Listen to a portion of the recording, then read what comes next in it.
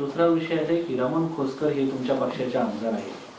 त्यांनी असं म्हटलंय की दोन्ही पक्ष एकत्र व्हावेत असे 35 आमदारांची इच्छा आहे आणि आम्ही अशी बोलून दाखवली. हिरामण खोसकर मी जरूर त्यांच्याशी बोलेन, कारण ते आमचे वरिष्ठ सहकारी आहेत. 2019 सालामध्ये इगतपुरी मतदारसंघातून त्यांना आग्रहपूर्वक उमेदवारी ज्याला हवी होती त्याला ते राष्ट्रवादी काँग्रेस पक्षाचे पदाधिकारी जिल्हा परिषदेचे होते. दादांनीच त्यांना काँग्रेस पक्षामध्ये जाऊन उमेदवारी दिली, ते आमदार झाले. आता सुद्धा हिरामणजी पक्षामध्ये आले, त्याला रात्री किती वाजलेले होते मला माहिती आहे, मी स्वतः त्या ठिकाणी उपस्थित होतो. एक चांगले जनमानसामध्ये प्रभाव असणारे आमचे विधिमंडळातील आमदार आहेत.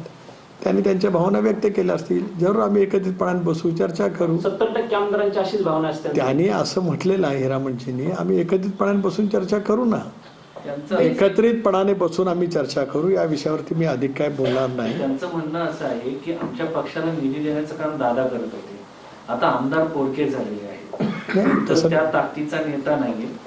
तसं त्यांनी वाटून घेऊ नये. तसं पाटील यांनी त्या ठिकाणी मंत्रिमंडळात सहभागी व्हावं, पक्षाला ताकद देता येईल, आमदारांना देखील ताकद देता येईल असं आमदारांचं म्हणणं आहे. त्यांनी सांगितलं की मी आमदारांशी फोनवरती बोललेलो आहे, त्यांच्याशी चर्चा केलेली आहे. मी हिरामण खोसकरांचं काय पूर्ण ऐकलेलंच नाही, काहीच ऐकलेलं नाही.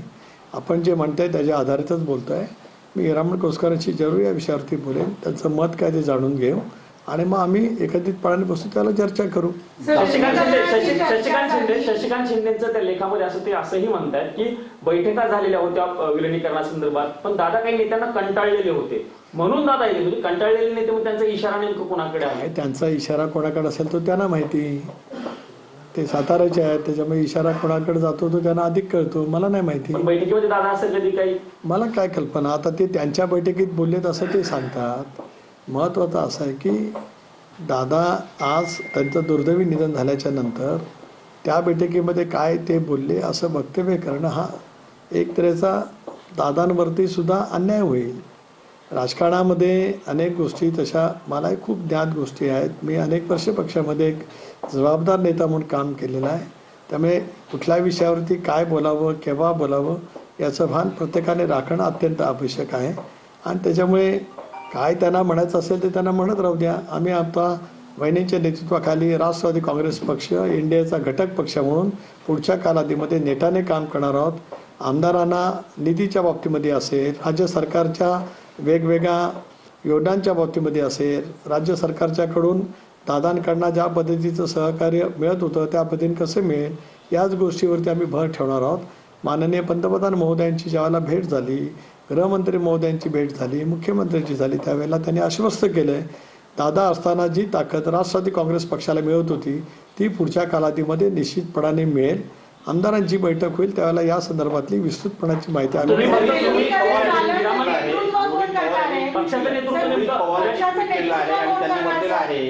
की विमानाचा स्विच ऑफ केला गेला का, पायलट मेडे कॉल का बोलले नाही, ओशीट का म्हणाली, अशी त्यांनी सवाल उपस्थित केलेले आहे.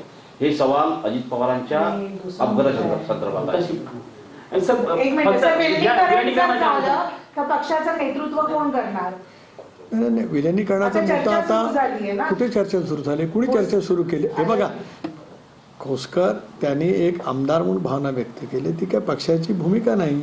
मी वारंवार कालपासून किंवा नेहमी स्पष्ट केलेला आहे की त्या संदर्भातला विषय हा तिकडून ज्या वेळेला सुरू होईल त्यावेळेला त्याच्यातली चर्चा होईल. एक मी हेही म्हटलेलं आहे की राष्ट्रवादी काँग्रेस पक्ष इंडियाचा घटक पक्ष आहे, इंडियाचा घटक पक्ष म्हणून राहणार आहे. राष्ट्रवादी काँग्रेस पक्षामध्ये दोन विचार केव्हा आले की ज्या वेळेला भारतीय जनता पक्षावरती आम्ही जाण्याचा निर्णय घेतला त्यावेळेला 2023मध्ये आले. म्हणूनच राष्ट्रवादी काँग्रेस पक्ष आज दोन वेगवेगळी चिन्ह किंवा दोन निवडणूक आयोग किंवा सर्वोच्च न्यायालयाने दिलेल्या निर्णयानुसार राष्ट्रवादी काँग्रेस पक्ष अधिकृत दादांच्या नेतृत्वाखालचा घड्याळाचं चिन्ह असलेला आणि दुसरा राष्ट्रवादी काँग्रेस पक्ष आदरणीय शरदचंद्रजी पवार साहेब राष्ट्रवादी काँग्रेस पक्ष असं त्या पक्षाचं नाव त्या ठिकाणी आहे, त्याची निशाणी तुतारी आहे.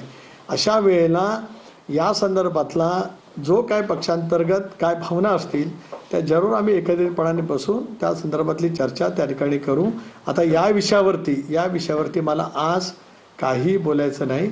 ज्या ज्या वेळेला ज्या ज्या प्रतिक्रिया येतील त्या त्या वेळेला मी त्या अनुषंगाने बोलेन. धन्यवाद.